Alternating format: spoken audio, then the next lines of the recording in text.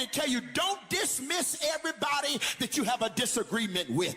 I need you to look at your neighbor and tell your neighbor, don't dismiss everybody. Don't listen just to what they say. Listen to what they don't say. And don't put words in people's mouths that they didn't say. My God, somebody in here, you got a godly spouse. They're not a perfect spouse, but they're a godly spouse. But you're so triggered by mistakes that happened a long time ago, you can no longer be able to see them as a priest. But God says, I want you to see them like I see them. I want you to see her like I see her, because I gave them to you as a helpmeet. I gave them to you not just because you was feeling lonely. I gave them to you not just because you needed sex. God says, I gave them to you because there's an assignment in you that's bigger than you could ever imagine. Scream at somebody, tell them, don't dismiss your help.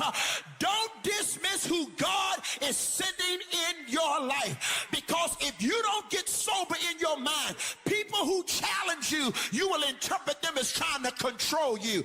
I need you to look at your neighbor, tell you that I'm not trying to control you. I want you to have everything God has for you.